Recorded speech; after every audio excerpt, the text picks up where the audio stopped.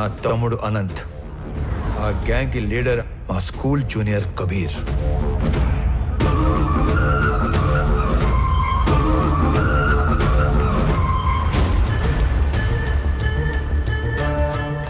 Hong Kong లో ఉండే red Sandalwood smuggler Viraj the 450 టన్నుల ఏ గ్రేడ్ ఎర్ర చందనాన్ని శేషాచలంలోని కీపర్స్ దగ్గర నుంచి మంగళూరు పోర్ట్ దాకా చేర్చే సీక్రెట్ ఆపరేషన్ నేచురల్ గా ఎస్పీ సపోర్ట్ తోనే జరుగుతుంది.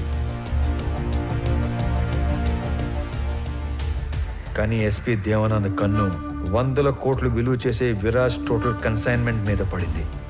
దాని రిజల్టే ఈ హైవే కిల్లర్స్ గ్యాంగ్. ఈ కిల్లర్స్ గ్యాంగ్ బ్రేక్ ఇన్స్పెక్టర్లా నటిస్తూ ప్రభుత్వ వాహనాల్లో సీక్రెట్ రూట్లో మాటు వేసేవాళ్ళు. ఎర్రచందనం వచ్చే కంటైనర్ లారీల డీటెయిల్స్ వర్మ ముందే ఇస్తాడు కాబట్టి స్పెసిఫిక్గా వాటిని మాత్రమే ఆపేవాళ్ళు. డ్రైవర్స్ని క్లీనర్స్ని అతి క్రూరంగా చంపేసేవాళ్ళు.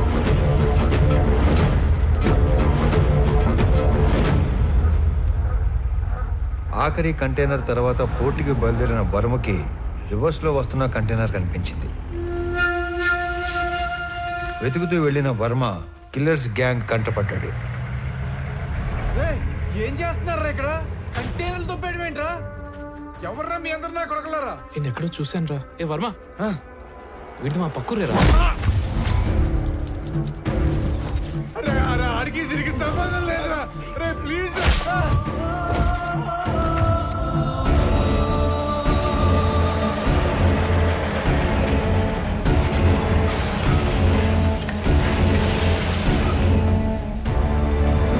మారణ హోమంలో కర్ణాటకకు చెందిన ఒక వృద్ధ దంపతుల 2 కొడుకులు కూడా ఆహుతైపోయారు. అది కళ్ళారా చూసిన ఆ పెద్దాయన ఆ సమయంలో ఏమి చేయాలో తోచక భార్యని కాపాడుకోవడం కోసం అక్కడి నుంచి పారిపోయాడు. తన 2 పిల్లల్ని పొట్టన పెట్టుకున్న హంతకులను వెతుకుతున్న ఆ పెద్దాయన మొదట్లో కిరాతకులను చూసి భయపడిన పగ కోసం హార్స్లీ హిల్స్ వెనక పాగా వేశాడు. మొహం చూసిన 3 2 మత్తులో దించి చంపేశాడు. 3వ వాడైన అనంత్ని నా ప్రభుత్వ వాహనంలో తిరగటం చూసి అనంత్ని చంపడానికి నా వాహనానికి యాక్సిడెంట్ ప్లాన్ చేశాడు. నేను ఆ పెద్దాయన్ని గుర్తుపట్టి నేను అతను చేస్తున్నది ఒకే పోరాటం అని చెప్పాక అసలు విషయం బయటపెట్టాడు. అదంతా తెలుసుకునే లోపే అనంతు పోయాడు, మా నాన్న కూడా పోయాడు. ఇంతమందిని క్రూరంగా చంపింది ఆ హైవే కిల్లర్స్ అయితే ఎవిడెన్సెస్ లేకుండా క్లెవర్గా క్లియర్గా ప్లాన్ చేసింది మాత్రం ఆ SP Devanand sir. These criminal will be punished no matter what. Even though there is no evidence I will do that sir.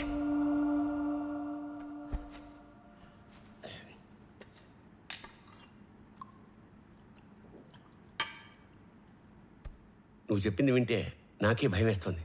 ఎక్కడా సాక్ష్యాలు లేవు. ఎస్పీ దేవానంద్ దేశం వదిలి పారిపోయి ఉంటాడని మీ జిల్లా కలెక్టర్ కిషోర్ చెప్పాడు. ఎనీవే సీఎం గారు ఇమ్మీడియట్గా red sanders anti smuggling task force form చేసి స్పెషల్ జీవో ద్వారా నిన్ను స్క్వాడ్గా అపాయింట్ చేయమన్నారు. జస్ట్ ఇన్ టైం కదా. ఇప్పుడు నువ్వు ఏం చేయాలన్నా ఎవరిని అడగక్కర్లేదు. రేపే చార్జ్ తీసుకో. లేదు సార్, నాకు కొంచెం టైం కావాలి. అదేంటి రామారావు, ఇంత చేసి ఇప్పుడు టైం కావాలంటావేంటి? అసలు ఏం చేద్దాం అనుకుంటున్నావు? Duty sir. ఇన్నాళ్ళు ఒక గవర్నమెంట్ ఆఫీసర్గా మన చట్టాలని గౌరవించి న్యాయం కోసం డ్యూటీ చేశాను సార్. కానీ ఇప్పుడు యాజ్ అన్ ఇండివిజువల్ రామారావు గారి ధర్మం కోసం డ్యూటీ చేస్తాను. అంటే I'm going to hunt them. అసలు వేట మొదలైంది.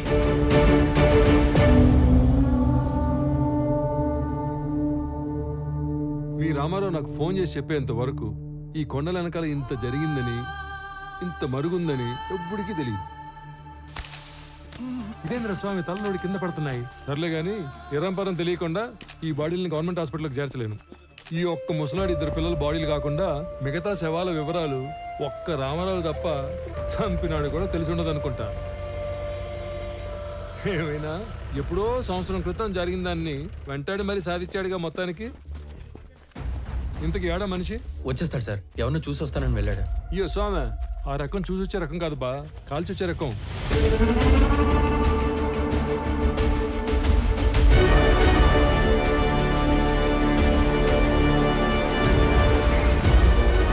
ఏందినో ఈ దిక్కు ఎవరి కోసం ఎత్తుక్కుంటూ వస్తున్నట్టున్నావే?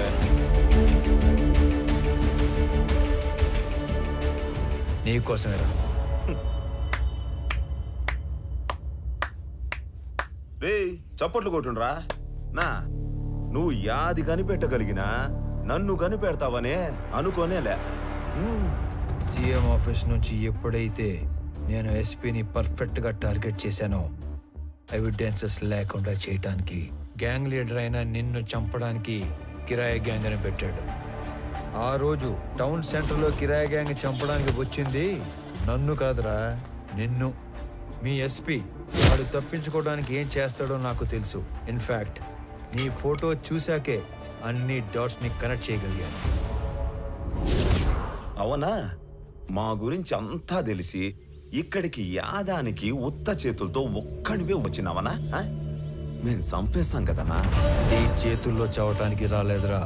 ఏ సంబంధం లేని మా నాన్నని చంపిన నువ్వు, అంతమందిని చంపిన మీరందరూ ఒకే చోట చేరే వరకు ఓపిగ్గా ఎదురు చూశాను.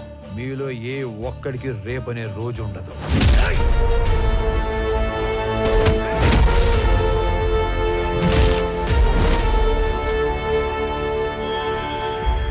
ఆ విషయం కూడా తెలుసుకుంటివా అన్న? నువ్వు మార్కెట్లో నన్ను వేయడానికి వచ్చిన రౌడీల్ని కొట్టక ముందు నిన్ను తక్కువ అంచనా వేసి నువ్వు ఒక్కడివే మేడ మీద పని చేసుకునేటప్పుడు చంపేద్దామని వచ్చిన.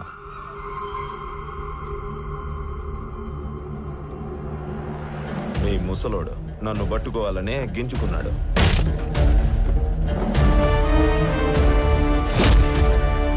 నక్కల్ డస్టర్తో ఒక్కటే దెబ్బ, రక్తం కారకుండా సింపుల్ గా చంపేసినాను.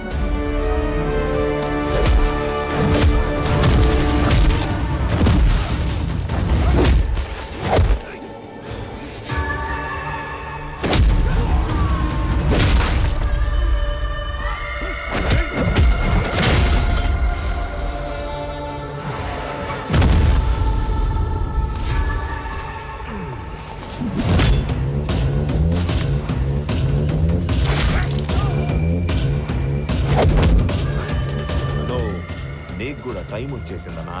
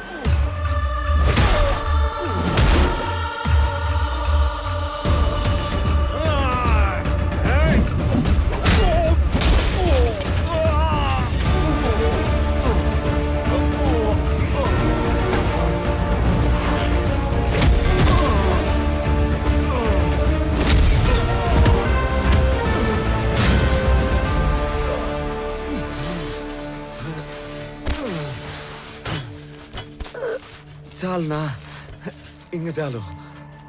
మేము నీకు సరెండర్ అయిపోతాము.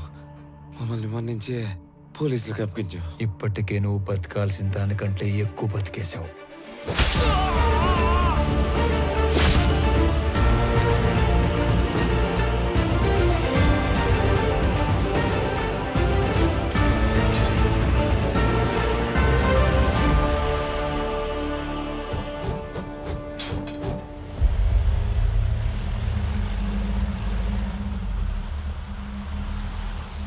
ఏదో వింత శకటం ఒకటి వస్తున్నట్టుంది. ఏం మహారాజా, ఏం తెచ్చా? మురళి గారు వాళ్ళని తీసుకొచ్చాను. అవునా? ఆ, ఆ? ఆహా, 1 2 3 అబ్బో, తుక్కు రేకొట్టి భద్రంగా ఎత్తకొచ్చినట్టున్నావుగా. ఓరే నీకు డ్రైవింగ్ వచ్చిగా? ఇట్రా, ఈ బండిని తోలకెళ్ళి ముందు ఈ దొంగలందరికీ కట్లు కట్టించి ఆంధ్ర స్టేషన్ తీసుకెళ్లి బొక్కలు నొక్కండి. తర్వాత తీరిగ్గా కేసులు బుక్.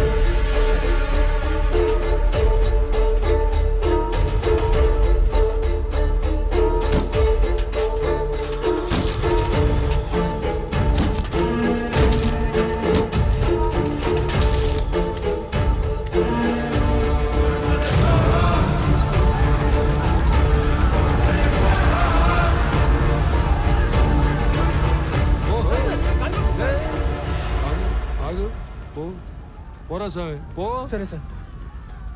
ఈ నాయాలు ఇంతమందిని పొట్టన పెట్టినందుకు ఆ అన్ని కుటుంబాల తరపున ఒకళ్ళతో తీసుకుని ఆ ముసలాడి ద్వారా శిక్ష ఇచ్చావు కదా, సూపర్, శబాష్.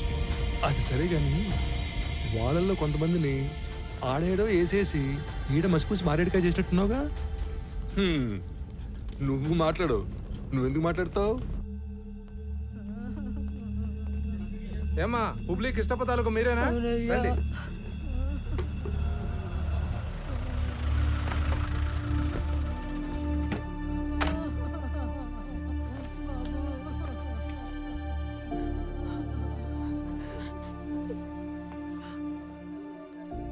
సారీ మాలిని.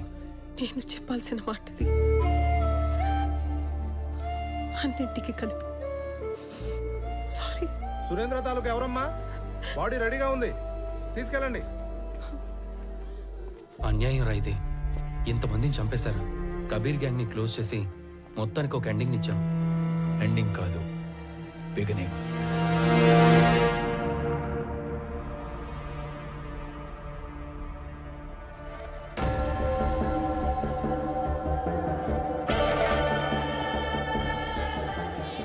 విరాజ్ సార్, మిమ్మల్ని చూసిన చాలా కొద్ది మందిలో నేను కూడా ఉంటున్న అదృష్టం.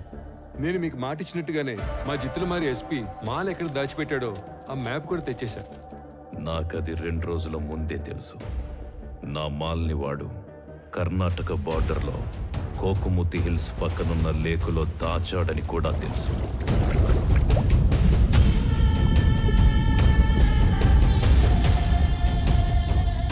ఇది మొత్తం కనిపెట్టింది రామారావు అనే ఒక ఆఫీసర్ అని కూడా తెలుసు. వాడినిప్పుడు టాస్క్ ఫోర్స్ అని ఒకటి పెట్టి స్పెషల్ స్క్వాడ్ గా అపాయింట్ చేశారని తెలుసు. ఇవన్నీ మీకెలా తెలుసు? నా మనుషులు అన్ని చోట్ల ఉన్నారు. ఎస్పీ ఆఫీసులో ఉన్నారు, సీఎం ఆఫీసులో కూడా ఉన్నారు. అయితే ఇంత నెట్వర్క్ ఉన్నప్పటికీ కూడా మా ఎస్పీ ఇండియా నుంచి పారిపోయాడుగా. Follow me.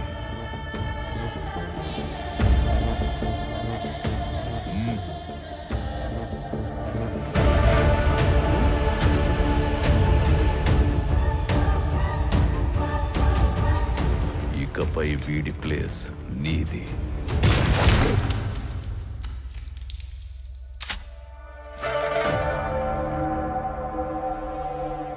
ఇప్పుడు ఆ రామారావు అదేదో స్క్వాడ్ కదా, ఆ చెక్కని ఒక్క ముక్కైనా తాకనిస్తాడు. తాకనివ్వడు. అందుకే నేను హాంకాంగ్ నుంచి ఇండియా రాగానే రామారావు మీద యుద్ధం మొదలుపెట్టా. 1,00,000 ఎకరాల లేక్, 100 కోట్ల మాల్. ముందు వాడు టచ్ చేస్తాడో మనం టచ్ చేస్తామో తెలుసుకుందాం.